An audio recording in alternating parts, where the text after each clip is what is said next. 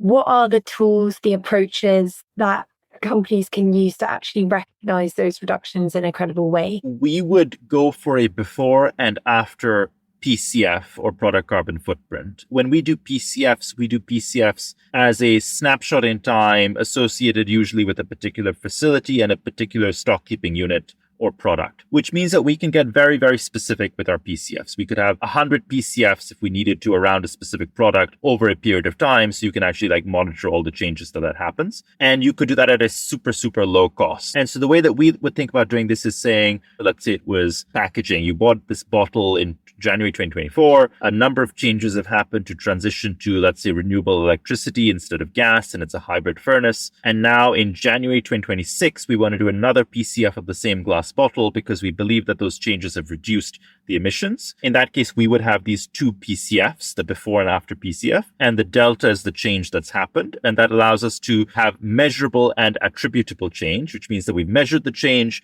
and we can attribute it to this specific supplier, this specific material, and in fact also this specific intervention that made the delta.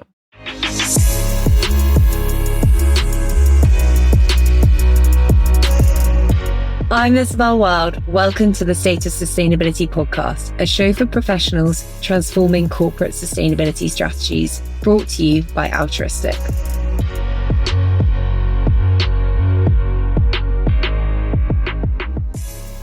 In today's episode, we're outlining our approach to credibly deploy and recognize Scope 3 emissions reductions.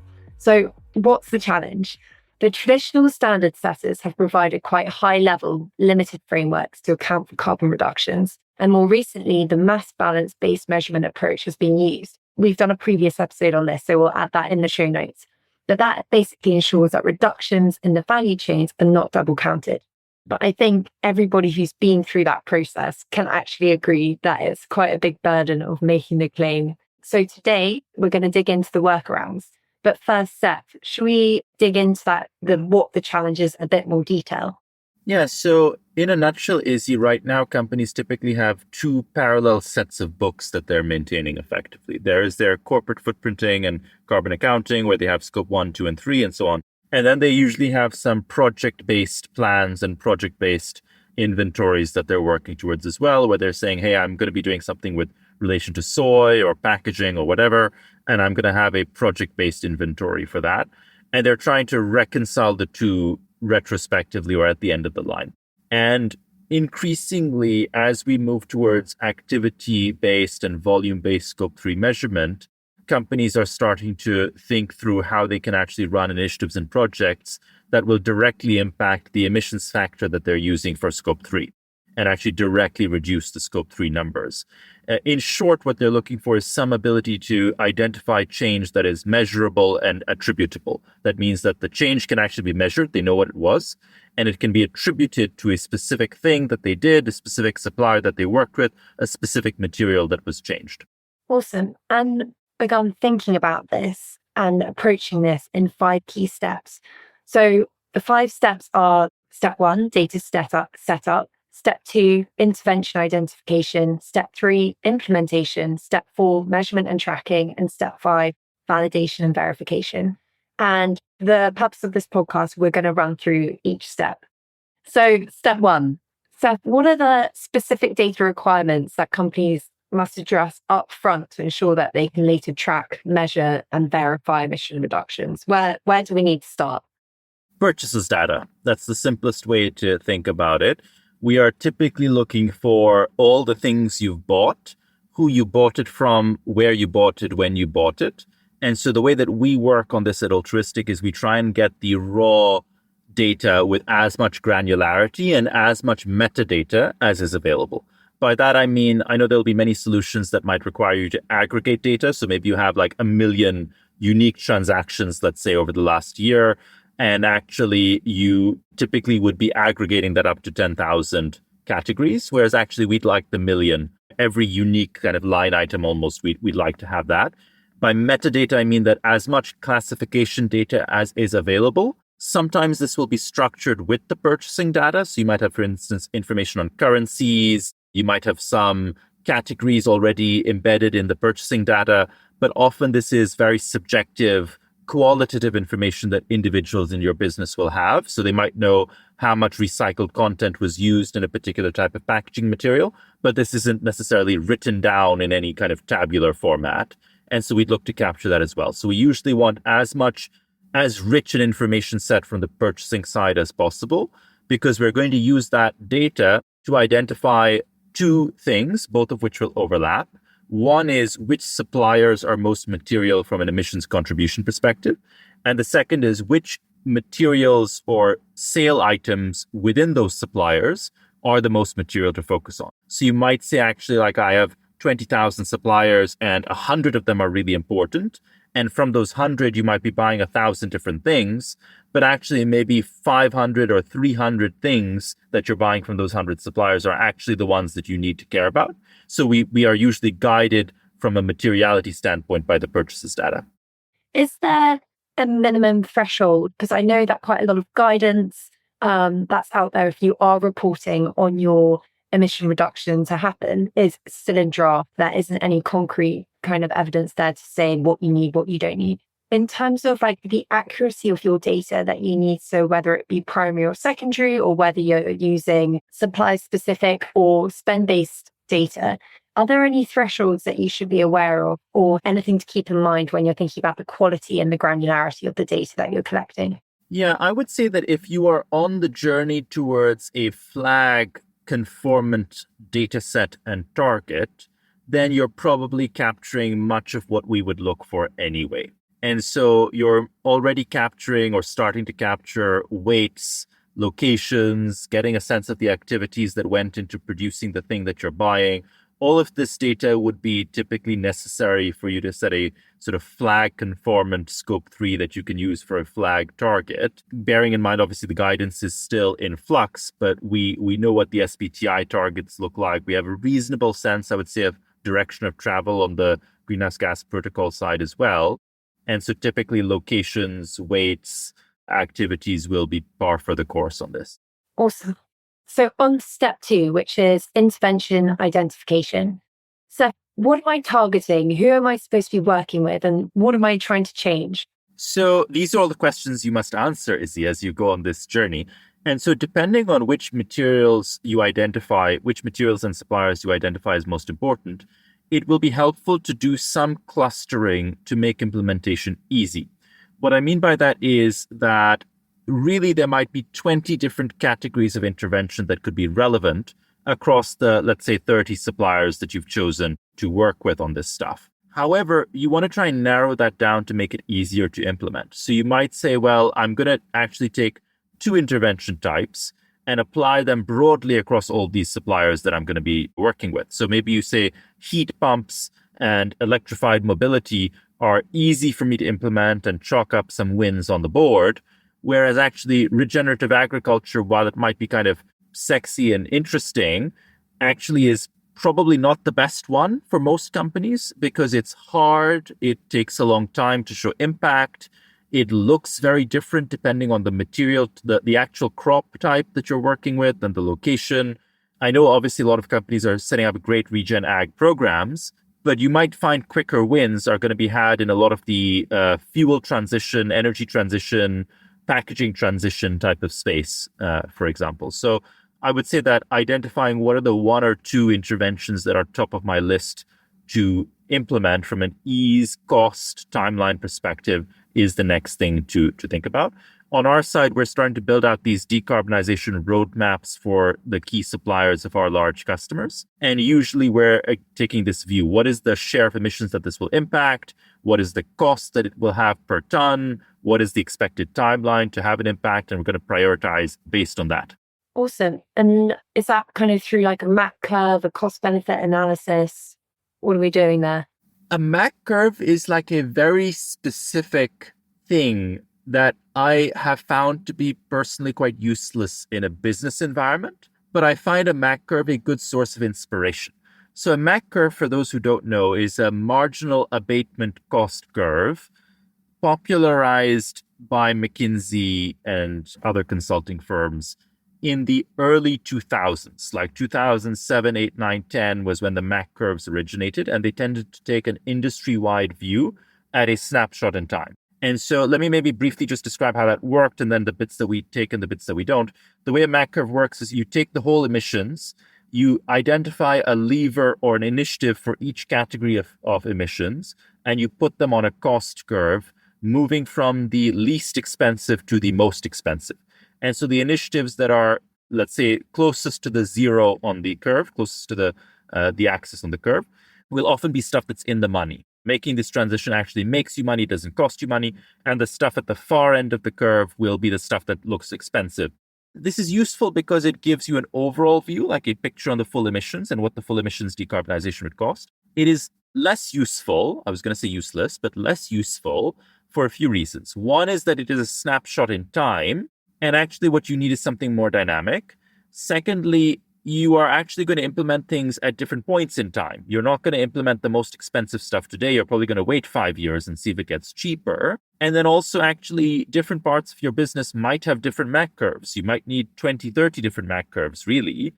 So what we see as more useful really is just a table, frankly, and we've kind of built this into our platform as well. And so the table will have each initiative might have a different start date. It might have a different end date. It might have a ramp where you actually say the initiative is going to go from 10% in year 1 to 30% in year 2 to 70% in year 3 and so on, which could be very flexible. It's going to have a cost assumption, CapEx or OpEx, that might be different year on year as the cost evolves. And so we're able to get a lot more color into that. But in principle, it draws inspiration from the same logic. Awesome. Thank you for explaining that. I think maybe that should we go on to the step 3, which is implementation, which I think we've covered quite a few elements of it. But are there any other hurdles that companies face when setting up projects that will be accepted as credible reductions further down the line? Yeah, so implementation requires expertise. And I would say that there are probably at least 2 critical partners for that, and maybe a third. The 2 are the company that is producing the thing that you're buying.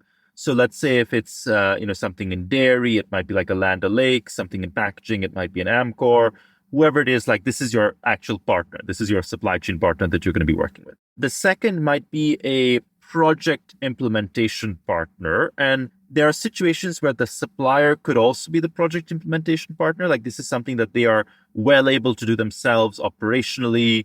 They are going to fully deliver it end to end. But very often there will be a third party that actually needs to come on board. So let's take a couple of examples: heat pump installation, solar panel installation, a lot of elements of CapEx. There might need to be a third party that actually comes in and sets this up, brings the equipment, installs it, all that sort of stuff. And this might be something that your supplier will identify themselves, and they'll say, hey, we're totally capable to go out and run a tender and find our own source of this sort of equipment and expertise. Or you, as, let's say, the brand, for want of a better word, the requester of change, you may say, hey, actually, we're seeing this thematically across many suppliers. Let us run a centralized purchasing process to bring on these solution partners who can then work with selected suppliers of ours. So those are, I would say, the 2 more or less integral collaboration partners, the supplier and the implementation partner. There might be a third, which is someone to manage the change aspect. We'll talk about this a little in the tracking context, but you want to have the delta or the shift validated somehow by another third party, such that it is not the supplier marking their own homework or the implementation partner marking their own homework and just saying, yes, we did this thing, we got paid to do this thing, and surprise, surprise, this thing that we did was useful and had an impact. You might want to have a third party doing that, whether it's a third party doing a PCF like we would do, or an LCA or something similar. That's subjective.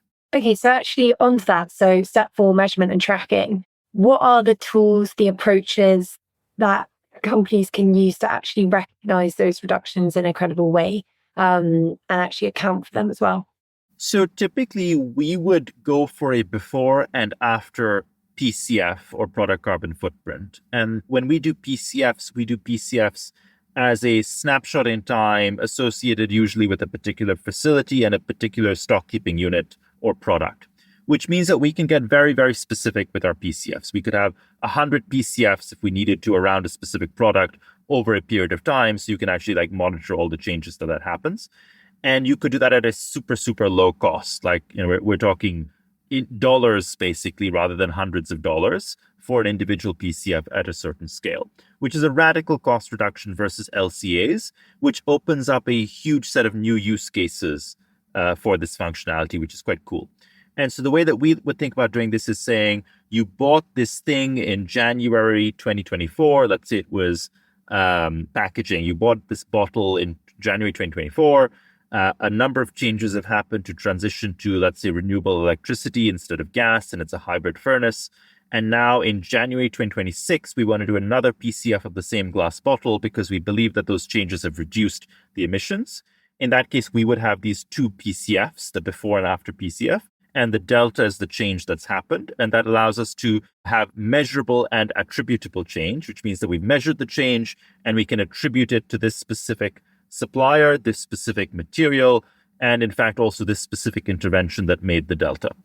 I would say that's probably the side that can scale really well, often for like a tier one supplier. If you're going all the way back to agriculture, you might also want to involve an MRV solution to incorporate satellite imagery, for instance, and see what the change maybe is on forest cover or land management practice. That often has high cost associated and some restrictions based on geography, crop type, etc. And then there are those who can kind of only really do above ground, and anything beyond that gets really fuzzy, versus you might have to have someone come in and do soil testing. So that space can get quite complicated as you start to get into the field, so to speak. And are you seeing this skew in the market of kind of reduction initiatives towards more energy-based ones, which perhaps are easier to track and verify versus agricultural ones, which are, as you said, have maybe a high price tag associated with it, as well as like a higher resource requirement? A good portfolio will have all of them. They will have some interventions that are quick yielding, stuff that will show up in the numbers within, let's say, 1 year to 2 years. For example, a lot of the energy transition stuff will show up in that time frame.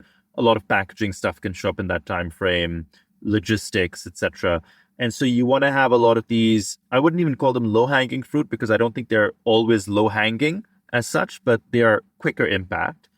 But then you also want to make sure that you have some line of sight to large contributors that will take time to decarbonize. And so if you're like a PepsiCo, for instance, and you're buying lots of potatoes for the crisps, if you're a Coca-Cola, not to be heathen and mention both in the same episode, but if you're like a Coca-Cola and you buy lots of sugar and sugar is going to be really hard to drive an impact on, then those are things that it makes sense for you to start the ball rolling because it's going to be a decade-long journey.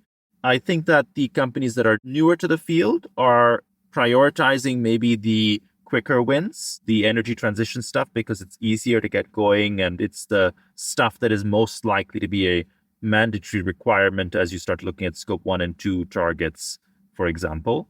But I think a good portfolio has a balance. Yeah.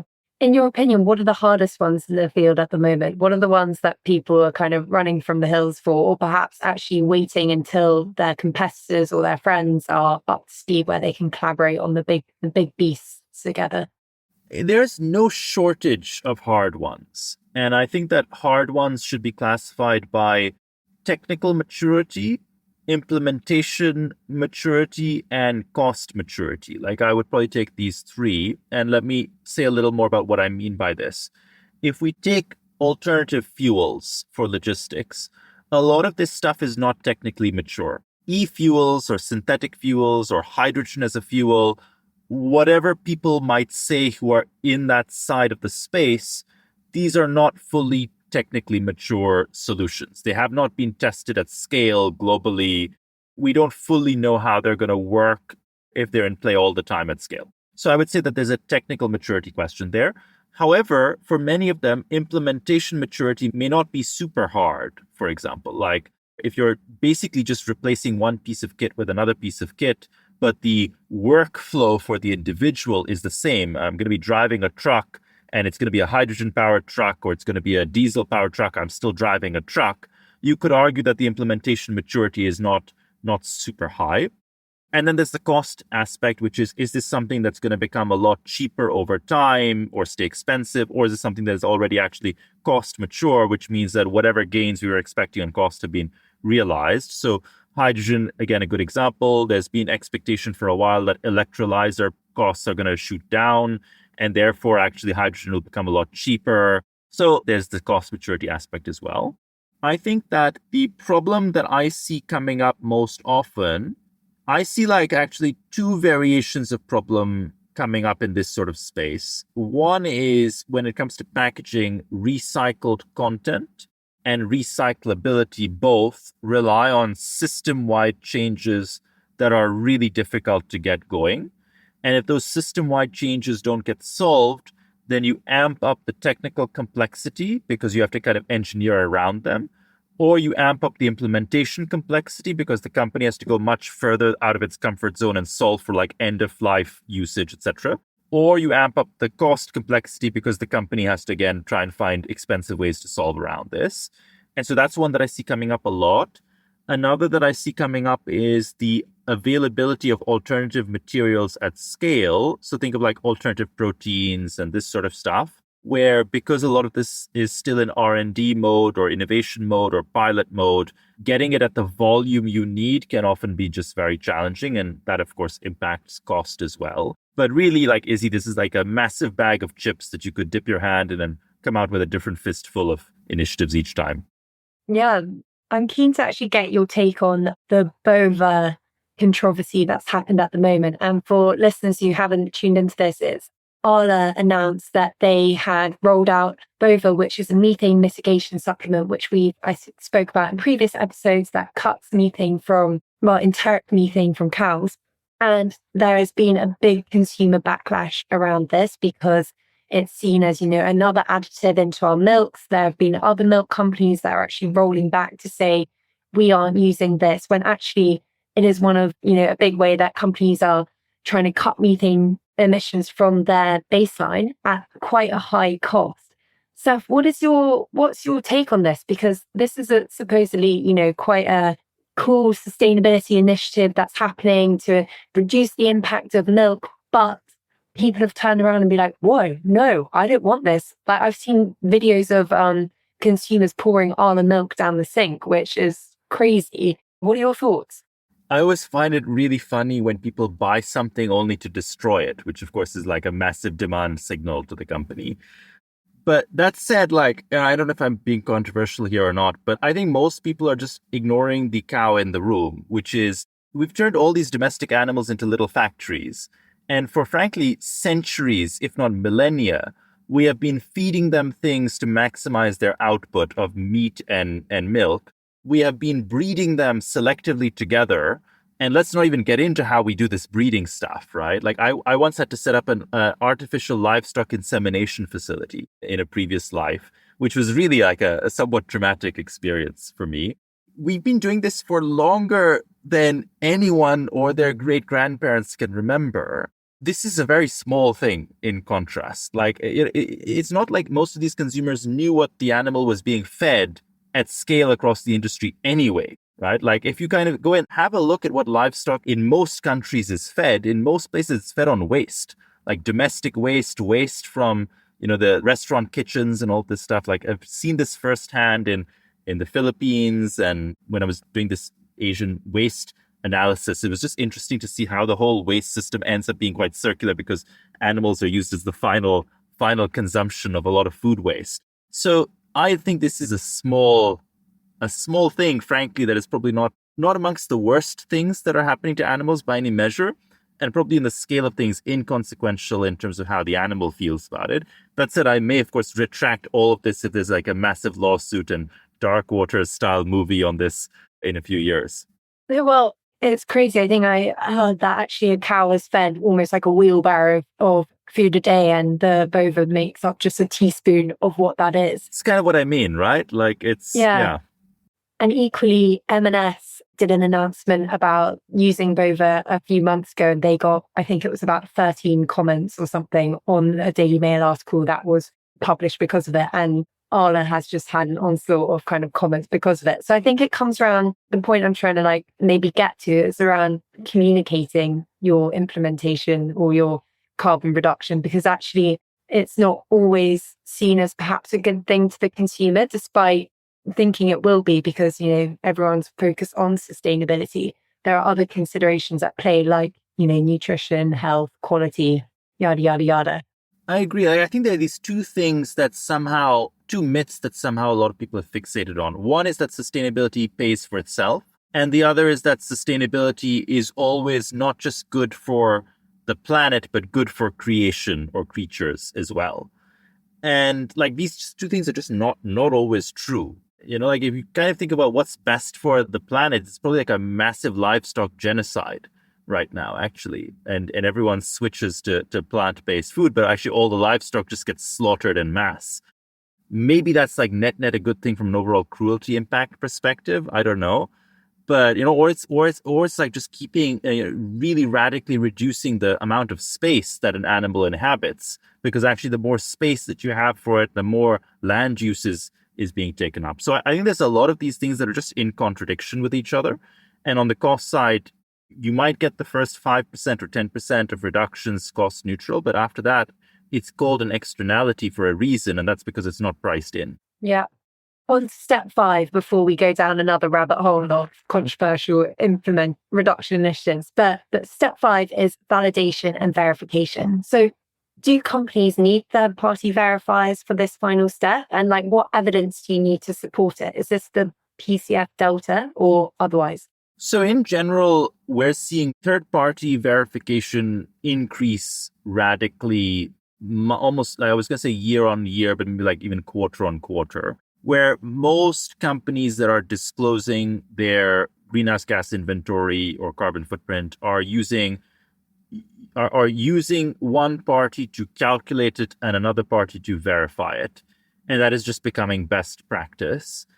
And I think that the direction of travel for reductions is going to be the same, which is if a reduction has happened, the reduction should be verified by a third party as well to make sure that you're not marking your own homework. I think that the other piece, the question mark, is going to be, is there a general ledger of some sort such that two parties can't take credit for the same reduction and you don't get double counting? That piece, I think, as an industry, we have a lot less clarity on.